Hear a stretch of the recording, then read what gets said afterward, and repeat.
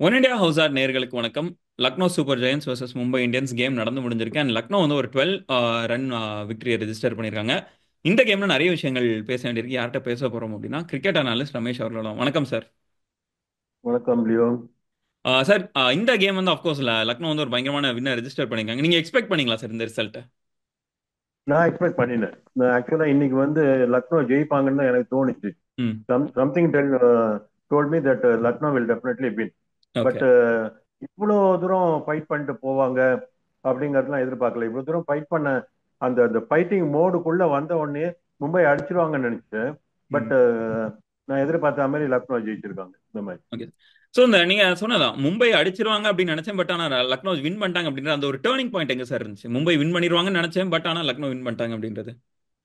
அந்த திக்விஜயோட polling, okay. Digvesh அவனோட Digvesh. Polling. Sorry sorry, இன்னும் கொஞ்ச நாள் ஆகும் அந்த பேர்லாம் செட்டில் ஆகுறதுக்கு. Yeah. திடீர்னு ஒரு திடீர்னு ஒரு 3-4 புது பவுலர்ஸ் வந்திருக்காங்கல்ல. Yeah. திக்வேஷ்ல திக்வேஷ் திக்வேஷ். திக்வேஷ். திக்வேஷோட போலிங் வந்து ம். பெரிய டேர்னிங் பாயிண்டா இருந்தது. ம். பிரமாதமா போட்டாரு. நல்ல லாங்கி டால் லெக் ஸ்பின்னர். ம். அவர் வந்து அது நல்ல ஒரு அனில் கும்ப்ளே மாதிரி ஒரு பேஸ் இருக்கு அவருக்கு ஆஃப் த பிச்சு. ம். பால் சிறுக்கு சிறுக்குன்னு வருது. ம். நல்ல வெரி வெரி ஷார்ப் கூகுளி வச்சிருக்காரு. இப்போ வந்து கேரம் பால் வேற டெவலப் பண்ணிருக்காரு போல இருக்கு. இல்ல ம். அப்ப எப்பயும் போட்டுருந்தாரா தெரியாது. நல்லா போடுறாரு. கிட்டத்தட்ட 6.25 7 அடியில இருந்து பால் இறக்குறதுனால ம். பால் வந்து ஆஃப் த பிச்சு சிறுக்கு சிறுக்குன்னு வருது. ம். அதனால அவருக்கு ரொம்ப ரிஸ்க் எடுத்து ஆட முடியல. ம். அதோட இல்லாம அவர் நீங்க பாத்தீங்கன்னா அவர் லைனை விட லெங்த்தை விட ம். லைன் பிரமாதமா போடுறாரு. ம். Outside off stump outside leg ஸ்டம்ப்லாம் பாலை காட்டுறதே இல்லை. ம். கரெக்டா ஸ்டம்ப் அட்டாக்டே ஓட்டுறாரு. அதனால ம். ரிஸ்க் எடுத்து அவர் அடிக்க முடியல. ம். கொஞ்சம் கொஞ்சம் டெக்ல கொஞ்சம் கான்சென்ட்ரேட் பண்ணாரு. ம். ஒரு ஒரு ஒரு பர்டிகுலர் ஒரு 4 5 பால் அதுல ஒரு 4 போனோம்னா திருப்பி உள்ள வந்துட்டாரு. அவர் ஆஃப் அண்ட் மிடிலுக்கு வந்துட்டாரு கொஞ்சம். அதனால பியூட்டிஃபுல்லா அந்த ஸ்டம்ப் அட்டாக் இருக்கிறதுனால அவர் ரிஸ்க் எடுக்க முடியறதில்ல. He was the difference between two teams. ம். Okay sir. அண்ட் இப்போ திலக் வர்மாவை பார்த்துட்டோம் அப்படின்னா ரொம்ப ஒரு புவரான ஒரு பெர்ஃபார்மன்ஸ் அப்படின்ற மாதிரி தான் நம்ம சொல்லணும்னு நினைக்கிறேன். 23 பால் பிடிச்சு வெறும் 25 ரன் தான் அடிச்சிருக்காரு. அதுவும் கன்சிடரிங் உங்களுக்கு 203 சேஸ் பண்ணும் அப்படின்னும் போது அந்த ஸ்ட்ரைக் ரேட் வந்து ஒரு போதுமான ஒன்றா இருக்குமா அப்படின்றது ஒரு மிகப்பெரிய கொஸ்டின் மார்க்கா இருக்கு.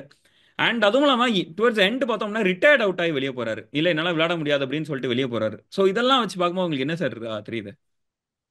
இல்ல அதாவது அவரால் அடிக்க முடியல. அது அவரே ஒத்துண்டாருன்னு தான் அர்த்தம். ம். அவரால் அடிக்க முடியல. அவருடைய ஃபுல் ஸ்ட்ரோக் வரவே இல்லை.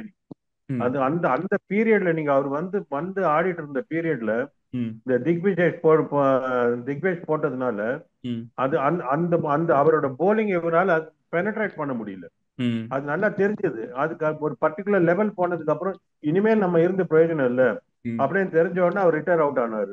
அதை ம். பொறுத்த வரைக்கும் ஓகே தான். ம். ஒருவேளை அவர் கண்டினியூ பண்ணியிருந்தாருன்னா ப்ராபப்ளி அவருக்கு மாட்டியிருக்கலாம் அப்படின்னு நம்ம வந்து ஹைண்ட்சைட் பேசலாமே தவிர. பட் அவர் எடுத்த டெசிஷன் அந்த சமயத்துல வந்து நல்ல டெசிஷன் தான் அது. ஒரு ம். பக்கம் இவரு நிக்கிறாரு, பாண்டியா இருக்காரு. பாண்டியா வந்தாச்சு அப்போ. அவர் ம். போனதுக்கு அப்புறம் சாட்னர் வந்து ஒருவேளை சாட்னருக்கு ஒரு 2 6 மாட்டி இருந்துன்னு வச்சுக்கோங்க, ம். மேட்ச் கதை வேறையா இருக்கும். யா. ஸோ அப்படிதான் அந்த இடத்துல அவர் எதிர்பார்த்திருக்க முடியும். பட் அவருக்கு ஆடவே வரலங்க இன்னைக்கு.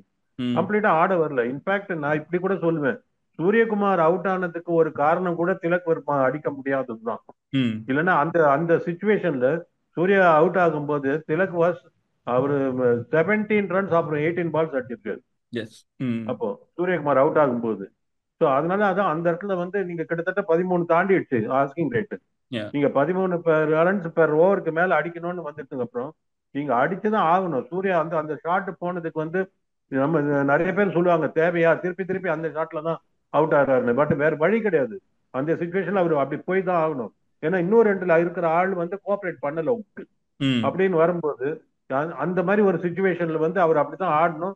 அப்படி ஆடினாரு, அதனால அவுட் ஆனாருன்னு கூட நான் சொல்லுவேன். ம். அதுக்கப்புறம் வந்து பாண்டியா கூட பிரமாதமா ஆடிட்டு இருந்தாரு. ம். அவர் வந்த அவர் உள்ள நுழைஞ்ச உடனே அவர் ஆடின 2 3 ஷாட்ஸுக்கு தொடர்ந்து ம். அந்த இடத்துல கூட திலக் வர்மாவோட 2 3 4 மாட்டி இருந்துன்னு வச்சுக்கோங்க, ம். மேட்சோட கலர் மாறி இருக்கும். ம். நீங்க அதனால அப்புறம் திலக் வர்மா வந்து பாவம் இன்னைக்கு. ம். செகண்ட் திங் இன்னைக்கு அவரை பொறுத்த வரைக்கும் பாத்தீங்கன்னா ஒருவேளை அவர் வந்து சைக்கலாஜிக்கலா ஒரு டவுனோ ம். அப்படின்னு கூட தோணுச்சு. ஏன்னா நம்பர் 3 பிரமாதமா ஆடிட்டு இருக்காரு ம். Of late. இன்னைக்கு நம்பர் 3 ஸ்பாட் போயிடுச்சு அவர் கையை விட்டு. ம் போன நம்பர் 3 வந்து அடிக்கும் அடிச்சிட்டாரு. ம் எஸ். திருப்பி அவருக்கு அந்த இடம் கிடைக்குமா கிடைக்காதாங்கிற சுச்சுவேஷன் வந்துடுச்சு இப்போ. ம் எனக்கு தெரியல, எனக்கு எதனால வந்து நமன் திடீர்னு நம்பர் 3 போனாருன்னு தெரியல. ஏன்னா ம் ரைட் லெஃப்ட் காம்பினேஷன்ல ஒரு ரைட் ஹேண்டர் அவுட் ஆன உடனே திலக் வர்மா லெஃப்ட் ஹேண்டர் அனுப்ப வேண்டாங்கிறதால அனுப்பினாங்களான்னு தெரியல. ம் பட் நமன்தீர் உள்ள போன ஒரு ஆளு அந்த ம் இடத்த பிடிச்சிட்டாரு. அந்த ம் இடத்த பிடிச்சதுனால திலக் வர்மாக்கு சைக்கலாஜிக்கலா ம் நம்மளுக்கு நம்பர் 3 ஸ்பாட் போயிடுச்சு கையை விட்டு ம் அப்படிங்கிற மாதிரி ஒரு மண்டல்ல ஏறி ஒரு மென்டல் பிளாக் ஆயிடுச்சான்னு தெரியுது. ம் ஓகே சார். அண்ட் நமந்தரை பத்தி தான் மறுபடியும் பேசணும்னு நினைக்கிறேன். நமந்தரோட ரோல் எப்படி சார் இருந்துச்சு இந்த டைம்? நம்பர் 3 வந்தாரு அண்ட் ஒரு பிரில்லியண்டான ஒரு நாக், ரொம்ப குவிக் ஃபயரா விளையாடினாரு. அவரோட கேம் எப்படி சார் இருந்துச்சு நீங்க? Brilliant, very rightly said. But அந்த சமயத்துல அவருக்கு ஒரு பெரிய அட்வான்டேஜ் இருந்தது என்னன்னா, ஆகாஷ் தீப்போட போலிங் இருந்தது அந்த ம் சமயத்துல. ம் அவர் நல்லா யூஸ் பண்ணாரு அது. ஆக்சுவலி ஆகாஷ் தீப்போட போலிங் நீங்க பாத்தீங்கன்னா, நான் திருப்பி திருப்பி சொல்றது வந்து ம் அவர் வந்து பக்கா டெஸ்ட் போலர். அவர் T20 போலர் கிடையாது அவர். ம் அதுக்கு ஏத்த மாதிரி தன்னை மாத்திக்க கூடிய திறமை இன்னும் அவர் வளர்த்துக்கல. ம் உதாரணத்துக்கு இந்த ஹேசல்வுட் இருக்காரு பாத்தீங்களா, ம் அவர் பக்கா டெஸ்ட் போலர். பட் ம் அவர் T20க்குன்னு இந்த லிமிடெட் ஓவர்ஸ் வரும்போது தன்னை மாத்திப்பாரு அவரு. ம் அவரோட போலிங் ஸ்டைல் மாறும். அந்த மாதிரி இவரோட போலிங் ஸ்டைல் மாத்திக்கிறதுக்கு இன்னும் அந்த திறமையை வளர்த்துக்கல இவரு. ம் ஆகாஷ் தீப் பொறுத்த வரைக்கும் இவரது வந்து பாலை உள்ள மேல ஏத்தி போடுற இது. ஏன்னா ஸ்விங் போலர். நீங்க ம் வந்து பால ஷார்ட்டா போட்டீங்கன்னா ஸ்விங் இருக்காது. ம் மேல போட போட தான் ஸ்விங் இருக்கும். அவர் அப்படியே பழகப்பட்ட ஒரு ஆளு. ம் நீங்க மேல மேல பால போடும்போது ball ball will command to the bat very nicely. ம் புஸ்கு புஸ்குன்னு வரும் பால் கரெக்டா பேட்டுக்கு. நீங்க எடுக்க எடுக்க பால் வந்துட்டே இருக்கும். நீங்க பாத்தீங்கன்னா கரெக்டா அவருக்கு அவரோட பேட் ஸ்விங்குக்கு பால் மாட்டிட்டே இருந்தது பாருங்க. ம் நமந்தீருக்கு ஆகாஷ் தீப்போட போலிங் வந்து அந்த மாதிரி இருந்தது. அந்த இடத்துல சமயத்துல வந்து ஒரு ஒரு சேஞ்ச் ஆஃப் பேஸ் போடுறது, இல்ல ம் அவுட் சைட் ஆஃப் ஒரு ஷார்ட் பீஸ் போடுறது, ஒரு ஒரு ஒரு தேவையில்லாத ஒரு பவுன்சர் போடுறது, ம் ஒய்டா கூட இருக்கலாம், நோ பாலா கூட இருக்கலாம், ஒரு ம் சேஞ்ச் பண்ணி போடுறதுன்னு எதுவுமே அவர் பண்ணல. ம் அவரோட ஒரிஜினல் போலிங்க போட்டுட்டே இருந்தாரு. ஒரிஜினல் போலிங் அந்த பேட்ஸ்மேனுக்கு வாட்டமா வந்துட்டே இருந்தது, அடிச்சுட்டே இருந்தாங்க. அந்த ம் மாதிரி அந்த மாதிரி தான் போச்சு. அவரை பொறுத்த வரைக்கும் ஆகாஷ் தீப் ஃபீட் பண்ணாரு நிறைய, ம் அப்படிதான் சொல்லணும். Okay sir. அண்ட் இன்னொரு முக்கியமான ஒரு பிளேயர் யாருன்னா ரோஹித் சர்மா. டீம்ல இல்லாம இருக்கிறாரு. எப்படி சார் பாக்குறீங்க ரோஹித் சர்மா டீம்ல இல்லாத அப்படின் போது? மேபி லைக் ரோஹித் சர்மா இல்லாம மும்பை இந்தியன்ஸ் அடுத்த இடத்துக்கு நகர்ந்து ஆரம்பிச்சிட்டாங்க அப்படின்ற மாதிரி பார்க்கலாமா, இல்லைன்னா இதுக்கு பின்னாடி வேற எதுவும் அர்த்தம் இருக்கும்னு நினைக்கிறீங்களா? இல்ல இல்ல, டெஃபினட்டா ரோஹித் சர்மா இல்லாம மும்பை இந்தியன்ஸ் நகர ஆரம்பிச்சுட்டாங்க. ம் அவர்கிட்ட இருந்து எப்போ கேப்டன்சி எடுக்கப்பட்டதோ ம் அப்பவே வந்து அந்த அந்த முடிவை நோக்கி அவங்க, ரோஹித் சர்மாவோட முடிவு, ம் ரோஹித் சர்மா இல்லாத மும்பை இந்தியன்ஸோட ஆரம்பம், அதை ம் நோக்கி அவங்க நகர ஆரம்பிச்சிட்டாங்கன்னு அர்த்தம். ம் இதுவும் இன்னைக்கு இன்னைக்கு நடந்த ஒரு விஷயமும் அதை நோக்கி நடக்கிற ஒரு விஷயம் தான். பட் இது நல்லதுதான் என்னை பொறுத்த வரைக்கும். நீங்க ம் இந்த இந்த மாதிரி ஒரு சுச்சுவேஷன் வரும்போது ம் ஃபார்ம் தான் பார்க்கணுமே தவிர நீங்க டீமோட பொசிஷன் பார்க்கணும். அந்த பேட்ஸ்மேன் அந்த பிளேயரோட ஃபார்ம் என்னங்கிறத பார்க்கணுமே தவிர ம் அந்த பேருக்கு அந்த ரெப்புடேஷனுக்கு மரியாதை கொடுக்கறதுலாம் இங்க வச்சுக்க கூடாது அது. ம் அதுக்கப்புறம் அவர் பெர்ஃபார்ம் பண்ணாருன்னா அதுக்கப்புறம் வச்சுக்கலாம். ம் செகண்ட் திங், ரோஹித் சர்மாக்கெல்லாம் இனிமேதான் நம்ம அவரோட ரெப்புடேஷன் அவருக்கு மரியாதை கொடுக்கணுங்கிறது இல்ல. அவர் ம் வந்து எல்லாத்தையும் பார்த்துட்ட ஒரு ஆளு.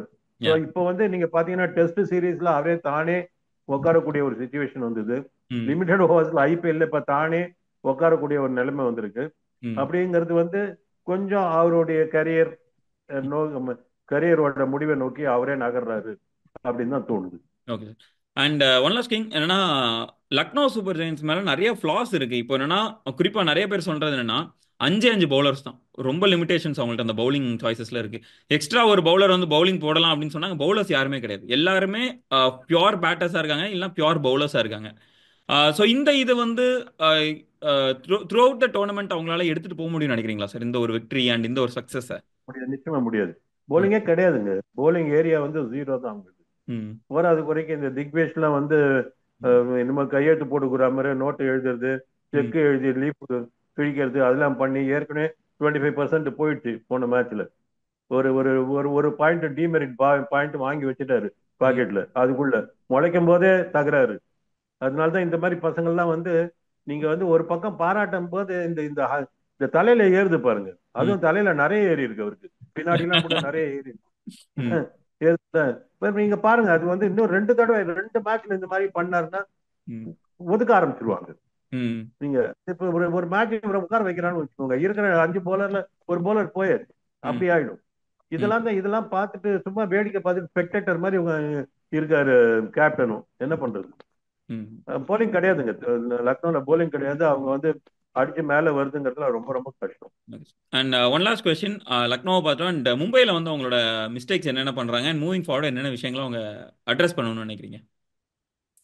மும்பை வந்து இப்ப இந்த மேட்ச் வந்து ஒரு மட்டமா தோத்தாங்கலாம் சொல்ல முடியாது. ம். It was only matter of 2-3 deliveries தானே. 2 பால் தானுங்க. ம். 12 ரன்னுங்கிறது 2 பாலோட விஷயம் தானே. ம். 2 பால் அந்த கடைசி ஓவர்ல அவேஷ் கான் வந்து பிரமாதமா போட்டாரு. ம். முதல் 3 ஓவர் அசிங்கமா போட்டுட்டு ம். லாஸ்ட் ஓவர்ல அந்த எக்ஸ்பீரியன்ஸ் என்னங்கறத காமிச்சாரு அவரு. ம். அந்த அந்த ரொம்ப நல்லா போட்டாரு. லாஸ்ட் ஓவர்ல 4 யார்கர் லெங்க்த்துங்க எஸ். கிட்டத்தட்ட. ம். நீங்க அவருக்கு இதுவே கொடுக்கல, எலிவேஷனே கொடுக்கலையே நீங்க ம். அவரு சிக்ஸ் அடிக்கிறதுக்கு. ம். அதனால நீங்க பியூட்டிஃபுல்லா போட்டாரு. அது it was only matter of 2 deliveries. அந்த ம். 2 பேட் பால் வந்து இருந்ததுன்னா இப்ப நம்ம மும்பை இந்தியன்ஸ் அடுத்த மேட்ச் அது கரெக்ட் பண்ணிக்கிறதுக்கு என்ன பண்ணணும்னு நம்ம பேசியிருக்க மாட்டோம். Yes. So going is good, not bad. Actually if not good at least not bad. Mumbai இது வந்துருவாங்க, வருவாங்க பெரிய டீம் வருவாங்க ம். வருவாங்க. Okay sir. Thank you so much sir. உங்களோட டைம் ஸ்பெண்ட் பண்ணி என்கிட்ட நிறைய விஷயங்கள் பகிர்ந்துக்கிட்டீங்க. ரொம்ப நன்றி சார். தேங்க்யூ. My pleasure.